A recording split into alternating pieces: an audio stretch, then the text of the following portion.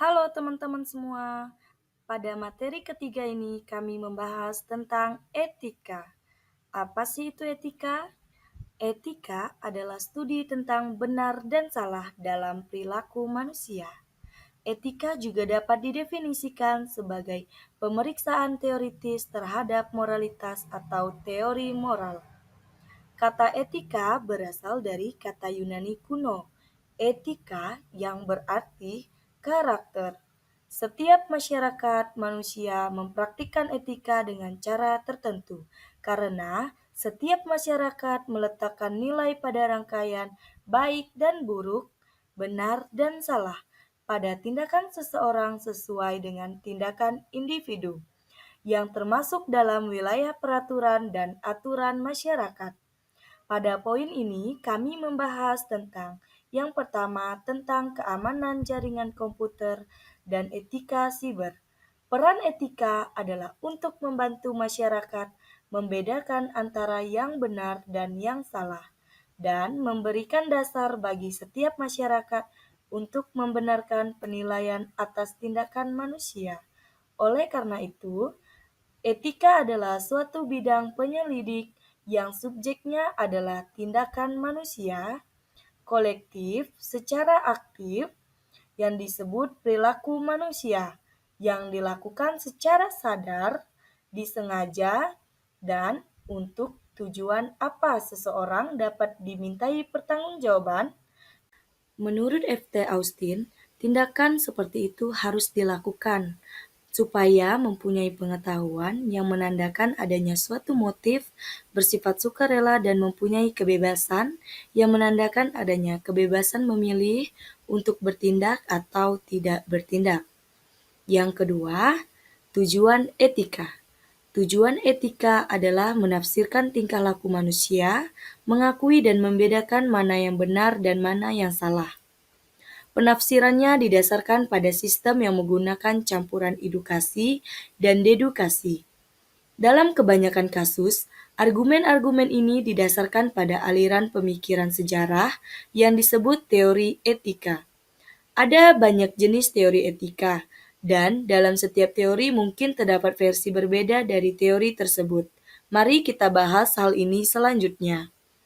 Teori etika menentukan apakah suatu tindakan atau serangkaian tindakan secara moral benar atau salah. Kode etik disusun berdasarkan teori-teori etika tersebut. Proses penalaran, penjelasan, dan pembenaran yang digunakan dalam etika didasarkan pada teori-teori ini. Teori etika terbagi dalam dua kategori. Kategori yang pertama yaitu teori yang didasarkan pada seseorang yang memilih tindakannya berdasarkan nilai atau nilai maksimum yang diharapkan sebagai konsekuensi dari tindakan tersebut. Dan teori kedua yaitu teori yang didasarkan pada seseorang yang memilih tindakannya berdasarkan kewajiban atau persyaratan tugas seseorang. Nah, di sini kami akan menjelaskan teori konsekuensialis. Kami menganggap tindakan yang benar adalah tindakan yang menghasilkan konsekuensi yang baik. Jika suatu tindakan menghasilkan akibat yang baik, maka tindakan tersebut adalah tindakan yang benar. Mereka yang menganut posisi ini disebut konsekuensialis. Teori ini menilai tindakan manusia sebagai baik atau buruk, benar atau salah, berdasarkan pada hasil terbaik yang dapat dicapai dari tindakan tersebut sampai hasil yang diinginkan, di mana menunjukkan sebuah tindakan yang baik dan sebaliknya. Nah, di sini menurut Richard, teori konsekuensialis memiliki tiga bagian. Yang pertama, teori nilai. Yang kedua, prinsip utilitas. Dan ketiga, prosedur pengambilan keputusan.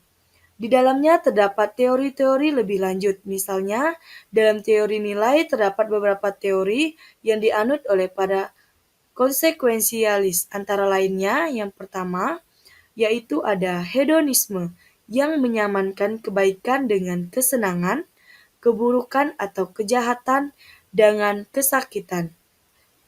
Yang kedua ada eudaimonisme yang menyamankan kebaikan dengan kebahagiaan, buruk atau kejahatan dengan ketidakbahagiaan. Yang ketiga ada agatisme, yang memandang kebaikan sebagai ciri intrinsik yang tidak dapat dijelaskan dalam berbagai situasi dan keadaan. Kejahatan dipandang sebagai ciri intrinsik situasi dan keadaan lain yang tidak dapat dijelaskan atau sekedar ketiadaan kebaikan. Yang keempat ada agapeisme, yang menyamakan kebaikan dengan kehidupan, buruk dengan kebencian. Dan yang kelima, ada nilai-nilai pluralisme yang berpendapat bahwa kebaikan itu bermacam-macam, tidak hanya kesenangan dan kebahagiaan, tetapi juga pengetahuan, persahabatan, cinta, dan lain sebagainya. Hal-hal ini mungkin dipandang berbeda kepentingan atau prioritasnya, atau mungkin juga tidak.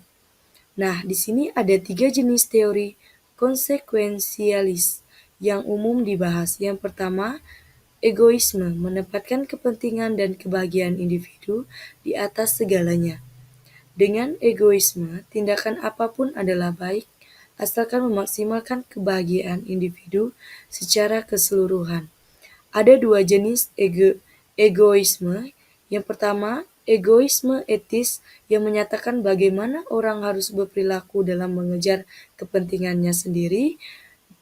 Dan yang kedua, egoisme psikologis yang menggambarkan bagaimana orang sebenarnya berperilaku.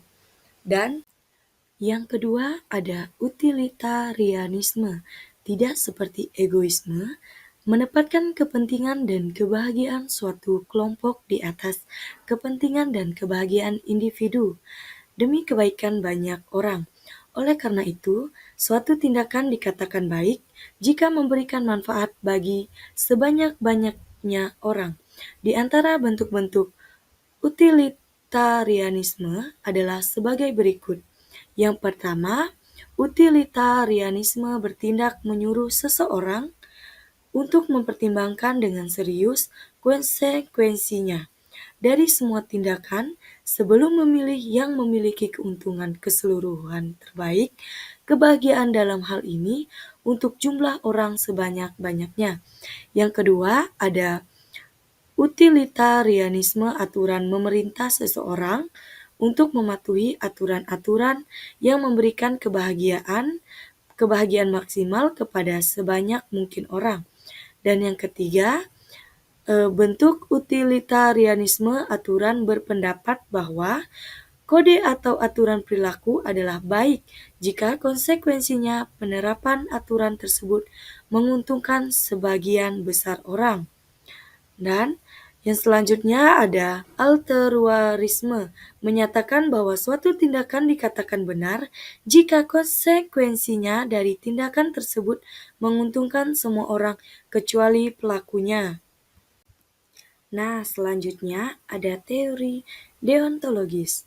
Teori nalar deontologis tidak memusatkan perhatian pada konsekuensi suatu tindakan, melainkan pada kehendak tindakan tersebut. Nah, suatu tindakan adalah keamanan jaringan komputer dan etika siber. Baik buruknya tergantung kemauan yang melekat di dalamnya. Menurut teori deontologis, suatu perbuatan dianggap baik apabila individu yang melakukannya mempunyai alasan yang kuat untuk melakukannya. Teori ini memiliki kewajiban yang melekat padanya. Misalnya, kita tahu bahwa membunuh itu buruk, tetapi jika penyusup bersenjata memasuki rumah kita dan kita membunuhnya, menurut deontologis, tindakan ini adalah baik. Nah, di mana kita melakukannya karena kita memiliki kewajiban untuk melindungi keluarga dan harta benda kita. Deontologis sendiri terbagi dalam 2 kategori. Yang pertama deontologis tindakan dan yang kedua deontologis aturan. Nah, para deontologis tindakan menganggap setiap penilaian atas kewajiban moral didasarkan pada manfaatnya sendiri. Kami memutuskan secara terpisah dalam setiap situasi tertentu apa hal yang benar untuk dilakukan. Para deontologis aturan menganggap bahwa tugas seseorang dalam situasi apapun adalah bertindak sesuai aturan. Semua teori etika kontemporer lainnya seperti pendapat Richard merupakan gabungan antara teori utilitarianis dan deontologis. Proses penalaran etis mengambil beberapa langkah yang kita sebut sebagai penalaran berlapis. Sebelum seseorang dapat membenarkan kepada orang lain baik buruknya, benar atau salahnya suatu tindakan. Adalah kode etik. Nah, domain utama di mana etika didefinisikan di aturan oleh pedoman dan aturan praktis tertentu dan definitif yang disebut kode etik, aturan, pedoman, kanon, nasihat, atau apapun sebutannya, biasanya diikuti oleh anggota domain masing-masing. Misalnya, keluarga kita memiliki seperangkat aturan etika yang harus dipatuhi oleh setiap anggota keluarga.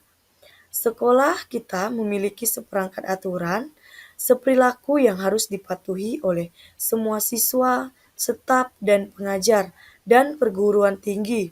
Nah, kita memiliki seperangkat peraturan yang mengatur penggunaan komputer perguruan tinggi. Jadi, bergantung pada domainnya, kode etik dapat mengambil salah satu bentuk berikut. Prinsip-prinsip yang dapat menjadi pedoman, acuan, atau dasar suatu dokumen. Kedua, kebijakan publik yang memungkinkan mencakup aspek perilaku yang dapat diterima, norma dan praktik suatu masyarakat atau kelompok. Kode etik yang memungkinkan mencakup prinsip-prinsip etika dan instrumen hukum yang menegakkan perilaku baik melalui pengadilan. Meskipun penggunaan kode etik masih terbatas pada profesi dan institusi serta bisnis yang memiliki fasibilitas tinggi, terdapat juga gerakan menuju penggunaan yang luas. Kata-kata, isi, dan target kode bisa sangat berbeda keamanan jaringan komputer dan etika siber. Beberapa kode ditulis dengan tujuan untuk umum, kode lainnya menargetkan karyawan, dan kode lainnya hanya untuk profesional.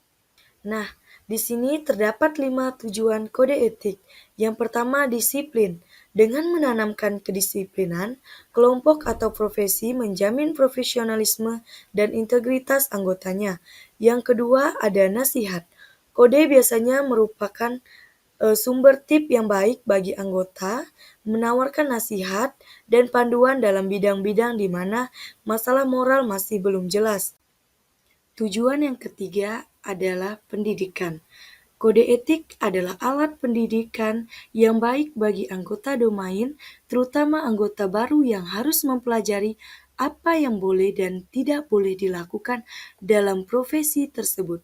Kode etik ini juga merupakan sumber yang baik bagi para anggota yang perlu menyegarkan dan memoles moral mereka yang mungkin sudah melemah. Nah, tujuan yang keempat ada inspiratif. Selain bersifat disiplin, nasihat, dan mendidik, kode etik juga harus membawa pesan-pesan subliminal kepada penggunanya untuk menginspirasi mereka menjadi orang baik.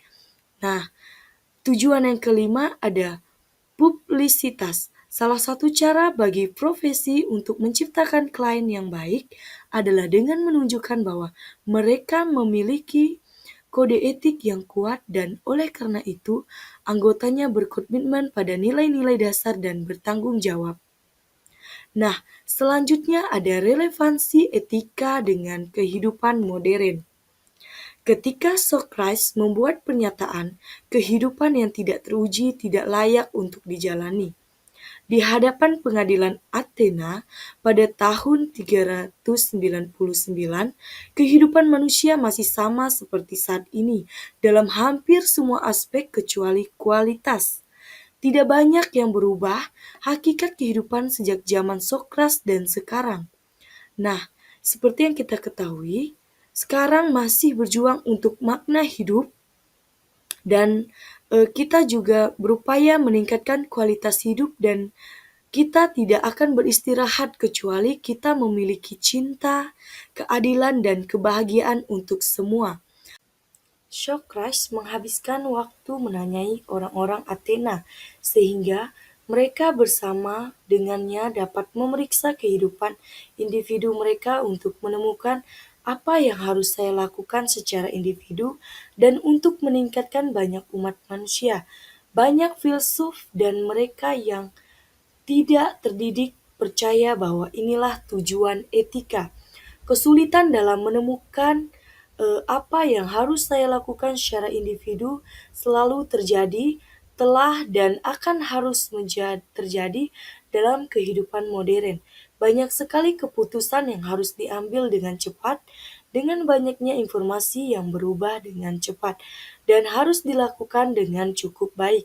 Ini bukanlah pernyataan sederhana yang dapat dengan cepat diabaikan. Kita menghadapi dilema pengambilan keputusan ini di setiap menit dan setiap hari. Dalam keadaan seperti ini, kita dihadapkan pada kebutuhan untuk mengambil keputusan seperti itu. Apakah kita benar-benar mempunyai cukup informasi untuk mengambil keputusan yang tepat ketika informasi yang ada tidak lengkap dan ketika pengetahuan dan pemahaman yang diperlakukan mengenai realita kurang? Kemampuan untuk mengidentifikasi konsekuensi dari suatu keputusan seringkali mengarah pada keputusan yang buruk. Bagi sebagian orang, ketika unsur-unsur dalam proses pengambilan keputusan yang baik tidak ada, mereka mengandalkan kebiasaan. Keputusan berdasarkan kebiasaan tidak selalu merupakan keputusan etis yang baik dan tidak selalu baik. Tujuan dari etika telah dan akan terus berlanjut, khususnya bagi kita dalam masyarakat yang modern dan didorong oleh teknologi. Pembentukan pedoman, dasar dan aturan praktis untuk menentukan perilaku mana yang paling mungkin mendorong pencapaian yang terbaik dalam jangka panjang. Garis pedoman dan aturan praktis ini adalah kode etik.